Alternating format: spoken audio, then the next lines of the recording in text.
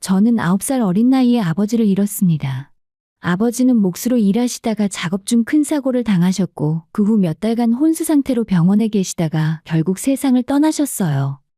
그때의 기억은 아직도 선명합니다. 병원 복도의 차가운 공기와 소독약 냄새, 그리고 엄마의 눈물 없는 얼굴. 엄마는 제 앞에서 단 한 번도 우시지 않으셨습니다. 나중에 알게 된 사실이지만 엄마는 밤마다 화장실에 숨어서 소리 없이 우셨다고 해요. 제가 듣지 못하게, 제가 불안해하지 않게 하기 위해서였습니다. 아버지가 돌아가신 후 저희 집에는 빚만 남았습니다.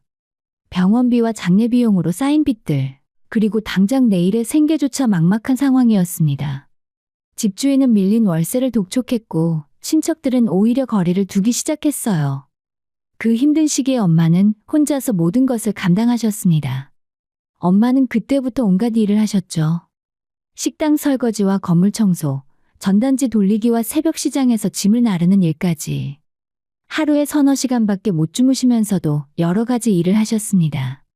엄마의 손은 점점 거칠어졌고 얼굴에는 주름이 늘어났어요.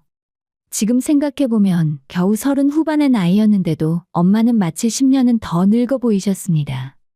하지만 엄마는 제 앞에서는 항상 밝은 얼굴로 말씀하셨어요. 우리 딸 괜찮아. 엄마가 다 해결할게. 넌 공부만 열심히 해. 엄마는 네가 행복한 게 제일 중요해. 저는 그런 엄마가 너무 안쓰러웠지만 어린 나이에 할 수 있는 건 아무것도 없었습니다. 그저 엄마가 주시는 밥을 감사히 먹고 학교에서 열심히 공부하는 것뿐이었어요. 가끔 친구들이 부모님께 새 옷이나 장난감을 사달라고 조르는 걸 보면서도 저는 한 번도 엄마께 그런 걸 요구하지 않았습니다. 엄마가 얼마나 힘들게 일하시는지 너무 잘 알고 있었으니까요. 엄마는 몇 년간 돈을 모으고 모아서 제가 중학교에 들어가던 해에 작은 국밥집을 열었습니다. 가게 저희 두 모녀가 살 수 있는 쪽방에 달려있는 작은 가게였지만 엄마는 새벽 4시부터 일어나 국물을 우리고 밤늦게까지 설거지를 하시며 정말 성실하게 가게를 운영하셨습니다. 저도 학교가 끝나면 가게에 가서 설거지를 돕고 주말에는 홀서빙을 도왔습니다. 엄마의 국밥은 정말 맛있었어요. 엄마는 국물 하나를 내는데도 정성을 다하셨습니다. 뼈를 하루 종일 푹 고아서 진한 육수를 만들고 고기는 가장 신선한 것만 사용하셨죠. 재료비가 더 들어도 절대 품질을 타협하지 않으셨습니다. 손님들이 먹는 건데 어떻게 대충 하니? 정성이 곧 맛이야. 엄마는 항상 그렇게 말씀하셨어요. 손님들은 하나둘씩 늘어났고 단골 손님들이 생기기 시작했습니다. 사장님, 여기 국밥이 진짜 맛있어요. 그런 말을 들을 때마다 엄마는 환하게 웃으셨어요. 저는 그 웃음이 너무 좋았습니다. 아버지가 돌아가신 후 처음으로 보는 진심으로 행복해 보이는 엄마의 얼굴이었으니까요. 몇 년이 지나자 가게는 2배로 확장됐고 직원도 고용하게 됐습니다. 집안의 빚도 원금을 조금씩 갚아나가기 시작했어요. 엄마는 거기서 멈추지 않으셨습니다. 아예 작은 공장 같은 작업장을 얻어서 국밥 프랜차이즈 사업을 시작하셨습니다. 처음에는 주변에서 걱정하는 목소리도 많았습니다. 국밥집이 무슨 프랜차이즈까지 해? 자칫하면 지금 잘 되는 것도 다 날릴 수 있어. 하지만 엄마는 철저한 준비와 관리로 가맹점을 하나씩 늘려나가셨습니다. 엄마는 직접 가맹점을 돌아다니며 맛을 체크하셨고 원재료 공급도 직접 관리하셨어요. 어느 가맹점 하나 소홀히 하지 않으셨습니다. 우리 간판을 단 이상 어디서든 똑같이 맛있어야 해. 그게 책임이야. 엄마의 그런 원칙 덕분에 정성국밥은 입소문을 타기 시작했습니다. 제가 대학교를 졸업할 무렵 엄마의 국밥집은 전국에 30개가 넘는 가맹점을 둔 성공한 프랜차이즈 기업이 되어 있었어요. 엄마는 더 이상 빚에 시달리는 가난하고 기구한 여인이 아니었습니다. 당당한 사업가이자 서울 한복판에 150평 규모의 본점을 직접 운영하는 대표였어요. 엄마가 처음 시작했던 그 작은 가게는 이제 서울 서대문구의 명물이 되어 있었고 맛집으로 소문나서 주말이면 줄을 서서 기다려야 할 정도였습니다. 저는 엄마를 누구보다 자랑스럽게 여겼어요. 엄마는 제 영웅이었고 인생의 롤모델이었습니다. 절망적인 상황에서도 포기하지 않고 정직하게 일하며 성공을 이뤄낸 엄마. 그 모습을 보며 저도 엄마처럼 성실하고 당당한 사람이 되고 싶었죠. 엄마의 헌신 덕분에 저는 나름 좋은 대학을 졸업했고 대기업 식품회사의 연구원으로 취직할 수 있었습니다. 3년의 경력을 쌓고 지금은 엄마의 회사에서 신메뉴 개발을 담당하는 연구원으로 일하고 있어요. 엄마와 함께 일하면서 저는 엄마가 얼마나 꼼꼼하고 원칙적인 분인지 더욱 깊이 알게 됐습니다. 그리고 직장에서 좋은 사람도 만나게 되었죠. 그 모든 것의 시작은 엄마였습니다. 아버지를 잃고 절망할 수도 있었던 그 순간, 무너지지 않고 저를 지켜주신 엄마. 눈물을 삼키며 새벽부터 밤까지 일하신 엄마. 저는 평생 엄마께 은혜를 갚으며 살아도 부족할 것 같았습니다. 그래서 저는 결혼을 앞두고 엄마께 꼭 하고 싶은 일이 있었어요. 엄마와 함께 평생 소원이었던 유럽 여행을 가는 것이었습니다. 평생 저를 위해서만 사신 엄마께 제대로 된 선물을 드리고 싶었어요. 엄마는 저를 키우느라 자신의 꿈이나 행복은 다 포기하셨으니까요. 이제는 제가 엄마를 행복하게 해드릴 차례였습니다. 하지만 그 여행은 예상치 못한 일들로 인해 저에게 인생의 큰 전환점이 되는 계기가 되어버렸어요. 저는 회사에서 능력 있고 따뜻한 남자를 만나게 되었습니다. 그는 저희 회사와 거래하는 식자재 유통회사의 영업팀장이었어요. 처음 만났을 때부터 그는 정말 성실하고 예의 바른 사람이었습니다. 업무적으로 만나면서 자연스럽게 가까워졌고 어느새 저희는 서로에게 특별한 감정을 느끼게 되었죠. 교제한 지 1년쯤 되었을 때 그는 제게 청혼을 했고 저는 고민 없이 그의 청혼을 받아들였습니다. 그와 함께할 미래에 대한 기대감으로 가득했고 엄마도 정말 좋아하셨어요. 우리 딸 좋은 사람 만났네. 엄마는 정말 기쁘다. 엄마의 그 말씀을 들으니 더욱 행복했습니다. 얼마 지나지 않아서 저는 예비 시댁 식구들을 처음 만나게 되었어요. 예비 시아버지는 중견 건설회사의 중간 관리직이셨고 예비 시어머니는 전업주부셨습니다. 첫 만남에서 예비 시어머니는 정말 친절하고 다정해 보였어요. 아이고, 우리 며느리 정말 예쁘게 생겼네. 우리 아들이 이런 좋은 사람을 만났구나. 저야말로 좋은 분을 만나서 행복해요. 예비 시어머니는 제 손을 꼭 잡으시며 환하게 웃으셨어요. 저는 시어머니와도 잘 지낼 수 있겠다는 믿음이 생겼습니다. 엄마도 함께 계셨는데 시어머니는 엄마에게도 정중하게 대하셨죠. 첫 만남은 정말 좋은 분위기 속에서 마무리되었습니다. 하지만 본격적인 상견례를 앞두고 남자친구는 내게 뜻밖의 부탁을 했어요. 우리는 카페에서 결혼 준비에 대해 이야기를 나누고 있었습니다. 저기 부탁이 하나 있어. 무슨 부탁인데? 너네 어머니가 무슨 일 하시는지 우리 엄마한테는 자세히 말하지 말아줄래? 저는 깜짝 놀랐습니다. 엄마가 하시는 일이 부끄러운 일도 아닌데 왜 숨겨야 하는지 이해가 되지 않았습니다. 무슨 소리야? 우리 엄마는 정당하게 사업하시는 분인데 왜 숨겨야 해? 그는 난처한 표정을 지으며 조심스럽게 설명했습니다. 아니, 그게 아니라 우리 엄마가 예전에 친척 중에 돈 문제로 안 좋은 일을 겪은 적이 있어. 그래서 혹시 잘 사는 집이라고 생각하면 부담스러워하거나 괜히 오해할까 봐 그래. 그냥 평범하게 작은 사업한다고만 해줘. 저는 조금 석연치 않았지만 그의 입장도 이해가 됐습니다. 결혼은 두 사람만의 문제가 아니라 가족 간의 문제이기도 하니까요. 그래서 엄마와 상의했습니다. 엄마, 상견례 때 엄마가 회사 대표라는 건 말하지 말자. 그냥 국밥집 운영하는 자영업자라고 하면 안 될까? 엄마는 잠시 생각하시더니 고개를 끄덕이셨습니다. 그래, 알았어. 네가 그러고 싶다면 엄마는 괜찮아. 중요한 건 네가 행복한 거니까. 저는 엄마가 이해해 주셔서 정말 감사했습니다. 드디어 상견례 날이 되었습니다. 저희는 시내의 고급 한정식집에서 만나기로 했어요. 엄마는 단정한 옷을 입으셨고 예비 시댁 부모님도 정장 차림으로 오셨습니다. 처음에는 분위기가 좋았어요. 서로 인사를 나누고 음식을 주문하며 이런저런 이야기를 나눴습니다. 예비 시어머니가 엄마에게 물으셨어요. 사돈댁은 무슨 일 하세요? 엄마는 조용히 대답하셨습니다. 저는 국밥집을 하나 운영하고 있습니다. 그 순간 저는 예비 시어머니의 얼굴 표정이 미묘하게 변하는 것을 느꼈습니다. 처음에 따뜻한 미소가 조금씩 굳어지기 시작했어요. 아, 국밥집요? 어디에서 하세요? 서대문구에서 하고 있습니다. 아, 그러시구나. 예비 시어머니의 목소리 톤이 눈에 띄게 달라졌습니다. 그리고는 예비 시아버지에게 작은 목소리로 뭔가 속삭이기 시작했고, 저는 불편한 기류를 느끼며 남자친구를 쳐다봤지만 그도 난처한 표정을 짓고 있었습니다. 상견례가 끝나갈 무렵 예비 시어머니는 본격적으로 불편한 속내를 드러내기 시작했어요. 요즘 장사가 어때요? 국밥집은 뭐 그렇게 큰 돈은 안 되죠? 손님들이 많이 찾아주셔서 저는 그저 감사하게 운영하고 있는 거죠. 엄마는 정중하게 대답하셨지만 예비 시어머니의 태도는 점점 더 거만해졌습니다. 우리 아들이 결혼하면 왠지 저희가 많이 도와줘야 할 것 같네요. 국밥집으로는 뭐 사돈댁에서 경제적으로 큰 도움을 주시긴 어려울 것 같고요. 그 말을 듣는 순간 저는 얼굴이 화끈거렸습니다. 분명히 엄마를 무시하는 투의 말투였어요. 엄마는 아무 말씀도 하지 않으셨지만 저는 엄마의 손이 미세하게 떨리는 것을 느꼈습니다. 상견례를 마치고 나오는 길에 엄마가 제 손을 꼭 잡으시며 말씀하셨죠. 괜찮아. 엄마는 괜찮으니까 너무 신경 쓰지 마. 네가 행복하면 돼. 하지만 저는 알고 있었습니다.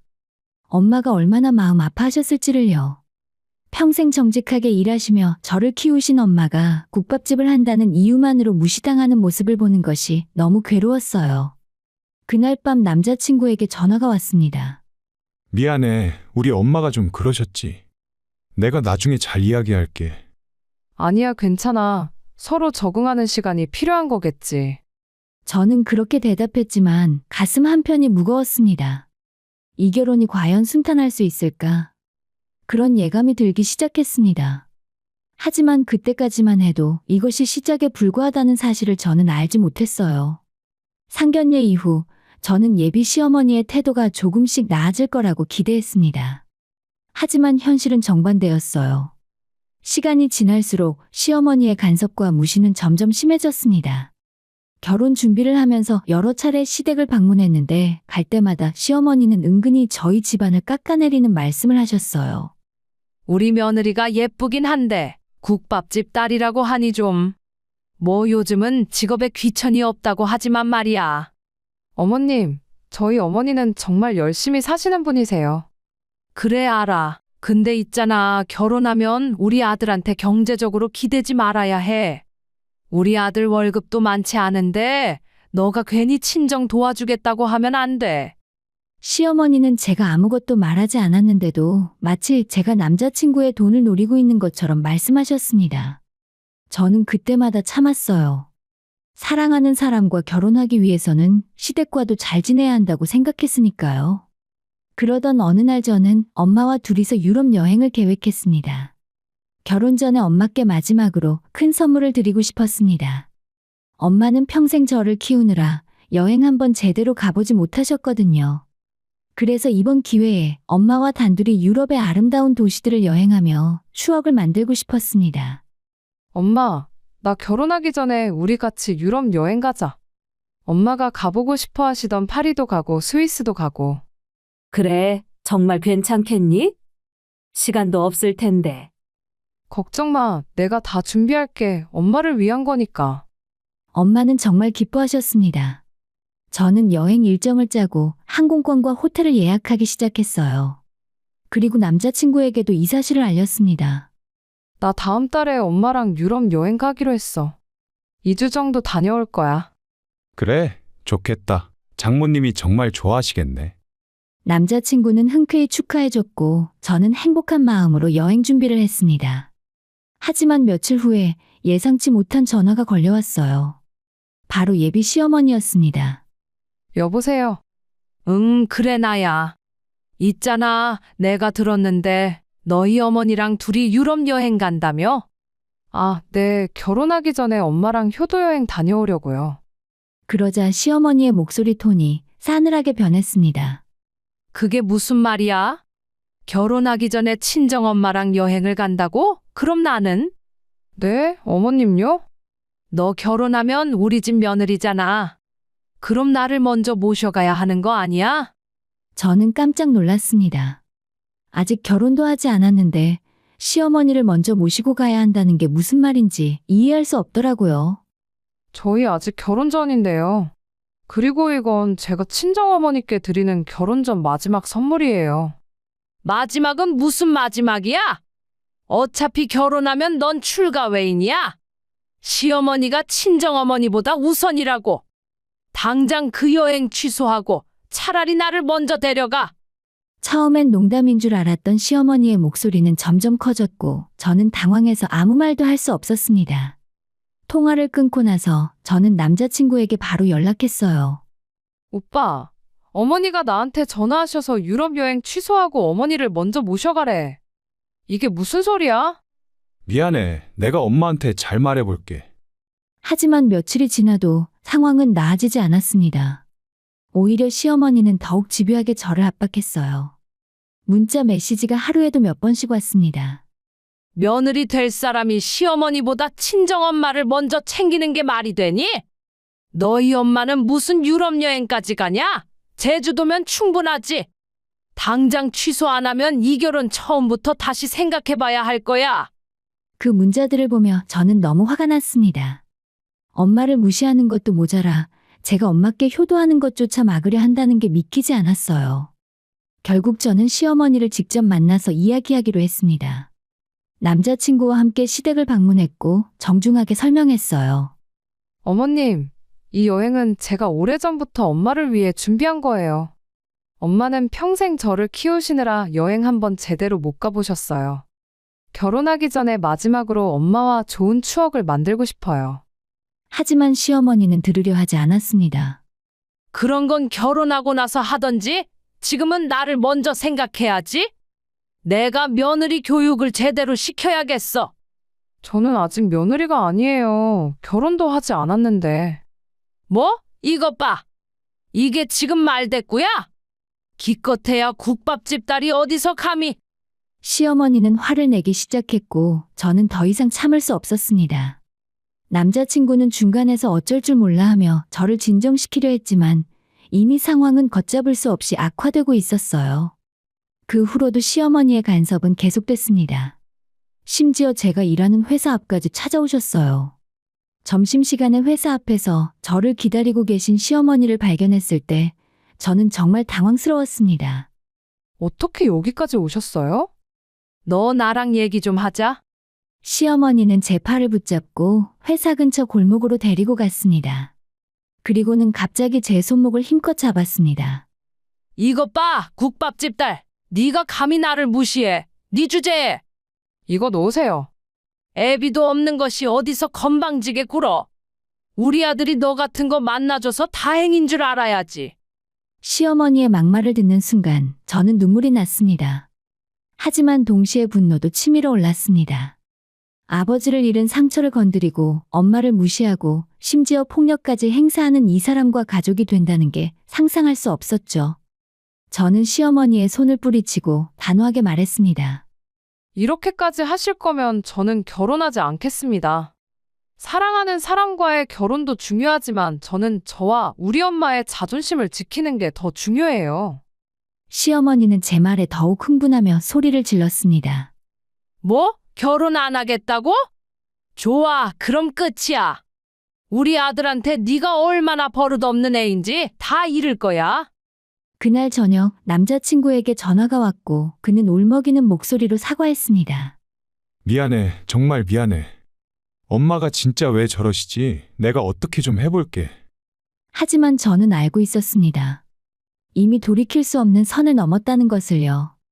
그리고 이 결혼은 결코 행복할 수 없다는 것을 말입니다. 시어머니와의 충돌 이후에 저는 며칠 동안 깊은 고민에 빠졌어요. 남자친구는 계속해서 사과했고 어떻게든 관계를 회복하고 싶어 했지만 시어머니의 태도는 전혀 변하지 않았습니다. 오히려 더욱 거만해졌고 제게 먼저 사과하라고 요구하셨어요. 엄마는 제 힘들어하는 모습을 보시며 조용히 말씀하셨습니다. 엄마 때문에 네가 힘들어하는 것 같아서 마음이 아프네. 엄마는 괜찮으니까 네 행복을 먼저 생각해. 아니에요. 엄마 잘못이 아니에요. 제가 더 이상 참을 수 없는 건 엄마를 무시하는 태도예요. 그동안 저는 남자친구의 부탁 때문에 엄마가 프랜차이즈 사업의 대표라는 사실을 숨겨왔습니다. 엄마가 단순히 작은 국밥집 한 곳만 운영하는 것처럼 말했고, 제가 그 회사의 연구원으로 일한다는 사실도 밝히지 않았어요. 하지만 이렇게 된 이상 더 이상 숨길 필요가 없다고 생각했습니다. 아니, 오히려 이 위선적인 상황을 끝내야 한다고 결심했어요. 저는 남자친구에게 전화를 걸었습니다. 이번 주말에 우리 어머니 가게로 다 같이 오면 안 될까? 식사라도 하면서 제대로 이야기를 나눠야 할 것 같아. 그래, 알았어. 우리 엄마한테도 말해볼게. 남자친구의 목소리에는 피로가 묻어 있었어요. 그도 이 상황이 힘들었을 것입니다. 주말이 되었고 저는 엄마와 함께 본점으로 갔어요. 엄마가 직접 운영하시는 150평 규모의 본점이었습니다. 주말 점심시간이라 손님들로 가득 찬 홀과 체계적으로 움직이는 숙련된 직원들, 그리고 입구에 걸린 전국 30개 가맹점 운영이라는 현판이 눈에 들어왔습니다. 얼마 후에 남자친구가 시어머니와 함께 도착했습니다. 시어머니는 가게를 둘러보며 비웃는 표정을 지었습니다. 뭐야, 생각보다 크네? 그래봤자 국밥집은 국밥집이지. 저희는 가게 한쪽에 마련된 사무실 공간으로 들어갔습니다. 그곳은 식당 영업이라기보다는 체인점 문의 상담을 위한 공간이었습니다. 자리에 앉자마자 시어머니가 먼저 말문을 열었어요. 오늘 나를 여기까지 부른 이유가 뭐야? 설마 나한테 사과하려고? 오늘은 제대로 된 이야기를 나누고 싶어서 모셨습니다. 이야기? 무슨 이야기? 네가 나한테 무릎 꿇고 사과하면 다 끝나는 거야. 그동안 너가 얼마나 버릇없이 굴었는데. 남자친구의 어머니는 여전히 거만한 태도였습니다. 남자친구는 난처한 표정으로 중간에서 어쩔 줄 몰라 했고요. 엄마, 제발 좀. 너는 가만히 있어. 내가 며느리 교육 제대로 시킬 테니까. 그때 옆에서 지켜보던 엄마가 조용히 입을 여셨습니다. 그동안 오해가 있었던 것 같습니다. 무슨 오해요? 당신 내가 국밥집 하는 거 맞잖아. 그깟 국밥집 가지고 무슨 대단한 척을 하는 거야? 엄마는 차분하게 말을 이어가셨습니다. 네, 맞습니다. 저는 국밥집을 합니다. 하지만 제가 운영하는 건 이 한 곳만이 아닙니다. 그래서 두세 개 더 있다고. 입구에서 못 보셨나 보네요. 전국에 30개의 가맹점이 있습니다. 그리고 그 모든 가맹점의 본사가 여기고 대표가 바로 저입니다. 순간 남자친구 어머니의 얼굴이 굳었고 믿을 수 없다는 표정이었습니다. 뭐라고? 무슨 대표시라고요? 엄마는 조용히 말씀하셨어요. 네, 제가 이 국밥 프랜차이즈의 대표입니다. 그리고 우리 딸은 이 회사의 신메뉴 연구개발팀 연구원이고요. 저는 가방에서 명함을 꺼내 시어머니 앞에 놓았습니다. 명함에는 책임연구원이라고 직함이 적혀 있었어요. 시어머니는 제 명함을 들여다보며 손이 떨렸습니다. 이게 대체. 엄마가 차분하게 설명을 이어가셨어요. 저는 20년 전 작은 국밥집 하나로 시작했어요. 손님 한 분 한 분께 정성을 다해 음식을 대접했고 그 정성이 입소문을 탔습니다.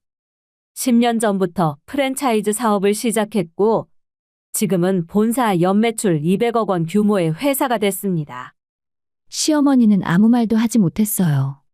그동안 무시하고 깔보던 국밥집이 사실은 자신이 상상도 못할 규모의 성공한 사업체였던 것입니다. 하지만 사돈댁께서는 제가 국밥집을 한다는 이유만으로 저와 우리 딸을 무시하셨습니다. 엄마의 목소리는 여전히 차분했지만 그 안에는 단단한 힘이 담겨 있었어요. 시어머니는 당황한 표정으로 변명을 늘어놓기 시작했습니다. 아니, 그게 제가 오해를 했네요. 몰라서 그랬어요. 만약 알았다면. 만약 알았다면 어떻게 하셨을 건가요? 저희를 존중해 주셨을 건가요? 엄마의 질문에 시어머니는 대답하지 못했어요. 엄마는 이어서 계속 말씀하셨습니다. 제가 사업가가 아니었어도 단순히 국밥집 하나만 운영하는 사람이었어도 저는 존중받아야 할 사람이에요. 돈이 많고 적음으로 사람을 판단하시는 건 잘못된 겁니다. 시어머니는 점점 작아지고 있었고 갑자기 제 앞에 무릎을 꿇었습니다. 미안해. 내가 잘못했어. 용서해줘. 결혼 다시 생각해보자. 하지만 저는 이미 마음을 굳힌 상태였어요. 이미 늦었어요. 어머님은 저와 우리 엄마를 진심으로 무시하셨어요. 그건 돈이 있고 없고의 문제가 아니었어요. 사람을 사람으로 보지 않으신 거예요. 아니야, 내가 잘못 생각했어. 다시 한 번만 기회를 줘. 남자친구도 난처한 표정으로 저를 바라봤지만 저는 단호했습니다. 이미 우리 인연은 끝났어요. 그건 어머님이 끝내신 거예요. 제 회사 앞까지 찾아오셔서 폭력을 행사하셨을 때 이미 모든 게 끝난 거예요.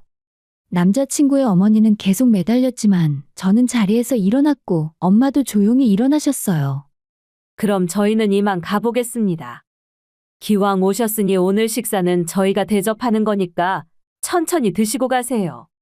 저희는 룸을 나왔고 뒤에서 시어머니의 울부짖는 소리가 들렸습니다. 남자친구가 쫓아나왔지만 저는 뒤돌아보지 않았어요. 이미 모든 게 끝났으니까요. 그날 이후 남자친구에게서 수없이 많은 전화와 문자가 왔습니다. 하지만 저는 더 이상 그와 이야기를 나눌 마음의 여유가 없었습니다. 며칠 동안 전화를 받지 않았지만 결국 그가 회사 앞에서 기다리고 있다는 연락을 받았습니다. 저는 퇴근 후에 그를 만났고 그는 몹시 지쳐 보였어요. 며칠 동안 제대로 잠도 못 잔 것 같았습니다. 미안해. 정말 미안해. 그가 먼저 사과했습니다. 내가 우리 엄마를 제대로 막지 못했어. 내 잘못이야. 오빠 잘못이 아니야. 하지만 더 이상 자신이 없어. 저는 솔직하게 제 마음을 털어놓았습니다. 당신 어머니와 가족이 된다는 게 두려워. 앞으로도 계속 우리 엄마와 나를 무시하실 것 같아. 겉으로는 존중하는 척해도 속마음은 변하지 않을 거야. 아니야. 이번에는 우리 엄마가 진심으로 반성하고 있어. 매일 울면서 잘못했다고 하시더라고. 그건 이제야 우리 엄마가 성공한 사업가라는 걸 알았기 때문 아닐까? 제 질문에 그는 대답하지 못했고 아마도 그도 저와 같은 생각을 하고 있었을 것입니다. 남자친구는 고개를 떨구었어요. 우리는 한참 동안 침묵 속에 있었습니다. 차가운 가을바람이 불어왔고 어두워지자 거리의 가로등이 하나둘씩 켜지기 시작했습니다. 나는 당신을 정말 사랑한다고. 그가 떨리는 목소리로 말했습니다. 너와 결혼해서 평생 행복하게 살고 싶었어. 하지만 내가 우리 엄마를 감당할 수 없을 것 같아. 그의 눈에는 눈물이 맺혀 있었습니다. 나도 엄마한테 화가 나. 왜 당신과 당신 어머니를 그렇게 대했는지 이해할 수가 없어. 나도 엄마가 너무 실망스러워. 나도 당신을 사랑했어. 정말 행복하게 살 수 있을 거라고 믿었어. 그가 눈물을 보이니 저도 울컥했습니다. 하지만 사랑만으로는 결혼을 지킬 수 없다는 걸 이제 알았어. 가족 간의 존중과 배려가 없으면 결혼은 불행해질 수밖에 없어. 그래, 네 말이 맞아. 그날 우리는 결별을 결정했습니다. 사랑했지만 함께할 수 없는 사람. 그것만큼 슬픈 일도 없었어요.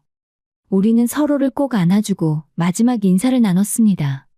행복하게 살아. 좋은 사람 만나. 그래, 정말 고마웠어. 그렇게 우리는 헤어졌습니다. 그리고 며칠이 지나서 전 남자친구에게서 연락이 왔습니다. 나 엄마랑 인연 끊었어. 갑자기 무슨 소리야? 더 이상 같이 살 수가 없더라고. 엄마가 당신과 당신 어머니한테 한 짓들을 생각하면 나도 엄마가 용서가 안 돼. 그는 어머니에게 생활비를 주며 함께 살고 있었는데 더 이상 같이 살 수 없다고 선언했다고 했습니다. 엄마한테 말했어. 앞으론 스스로 책임지고 살라고. 나는 더 이상 엄마의 그런 모습을 용납할 수 없다고. 그렇게까지 하지 않아도 되는데. 아니야. 엄마가 책임을 져야 해. 본인의 행동에 대한 대가를 치러야 한다고 생각해. 저는 복잡한 마음이었습니다. 한편으로는 안타까웠지만 다른 한편으로는 당연한 결과라는 생각도 들었어요. 집으로 돌아와서 엄마께 그 이야기를 했습니다. 엄마, 전 남자친구가 자기 엄마랑 인연을 끊었대요. 엄마는 잠시 창밖을 바라보시다가 조용히 말씀하셨습니다. 그분도 참 안타깝구나. 하지만 사람은 자기가 뿌린 대로 거두는 법이야. 저희가 너무 냉정한 걸까요? 아니야, 우리는 지켜야 할 것을 지킨 거야. 엄마는 제 손을 꼭 잡아주셨습니다. 사람은 어떤 상황에서도 다른 사람을 무시하면 안 돼. 가진 게 많든 적든, 지위가 높든 낮든, 모든 사람은 존중받을 가치가 있어. 저는 이 경험을 통해서 인생에서 가장 중요한 것이 무엇인지 다시 한번 깨달았습니다. 가족, 존중과 겸손, 그리고 사람을 보는 안목. 돈이나 지위로 사람을 판단하는 것이 얼마나 어리석은 일인지도 알게 됐습니다. 상처는 아직 아물지 않았지만 저는 올바른 선택을 했다고 확신했어요. 사랑하는 사람과 헤어진 것은 슬펐지만 만약 그 가정의 일원이 되었다면 평생 불행했을 것입니다. 며칠 후에 엄마가 제게 물으셨습니다. 그 유럽 여행 아직도 가고 싶니? 당연하죠. 엄마, 우리 꼭 가요. 그래, 그럼 이번 달 말에 출발하자. 엄마도 평생 꿈꿔왔던 여행이야. 비록 결혼은 하지 못했지만 제 인생에서 가장 소중한 사람과 함께 아름다운 추억을 만들 수 있다는 것만으로도 충분히 행복했습니다.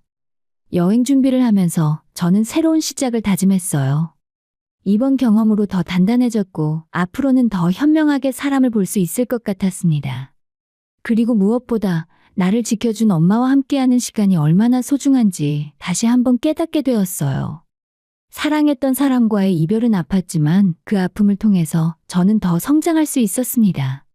그리고 언젠가는 저와 제 가족을 진심으로 존중해주는 사람을 만날 수 있을 거라는 희망을 가지게 되었죠. 결국 저는 사랑보다 더 큰 가치를 지켜냈습니다. 나를 지켜준 엄마, 나를 위해 모든 것을 포기했던 엄마와의 여행은 제 인생에서 가장 소중한 시간이 되었어요. 우리는 함께 파리의 에펠탑 아래서 사진을 찍었고 스위스의 아름다운 알프스를 바라보며 많은 이야기를 나눴습니다. 엄마는 여행 내내 행복한 미소를 지으셨어요. 딸, 엄마 정말 행복해? 이렇게 좋은 곳에 너랑 함께 올 수 있다니. 엄마와 여행을 하면서 저는 많은 것을 깨달았습니다. 진정한 행복은 돈이나 지위에서 오는 게 아니라 나를 진심으로 사랑해주고 존중해주는 사람들과 함께 있을 때 온다는 것을요. 앞으로 저는 예비 시어머니처럼 살지 않을 것입니다. 욕심과 허영, 차별과 무시는 결국 나를 초라하게 만들 뿐이라는 걸 뼈저리게 느꼈습니다. 저는 겸손하게 감사하는 마음으로 나와 내 주변 사람들을 존중하며 살아갈 거예요. 꿈 같은 2주간의 유럽에서 돌아온 후에 저는 다시 일상으로 돌아왔습니다. 가끔 힘들 때도 있지만 엄마와 함께 찍은 사진들을 보면서 힘을 얻고 있어요. 그리고 내년에도 엄마와 함께 국내 여행을 계획하고 있습니다. 제주도의 아름다운 바다를 보러 갈 예정입니다. 저는 이제 알고 있습니다. 진짜 부자는 돈이 많은 사람이 아니라 사랑하는 사람들과 함께 소중한 추억을 만들 수 있는 사람이라는 것을요. 그리고 저는 그런 의미에서 이미 충분히 부자입니다.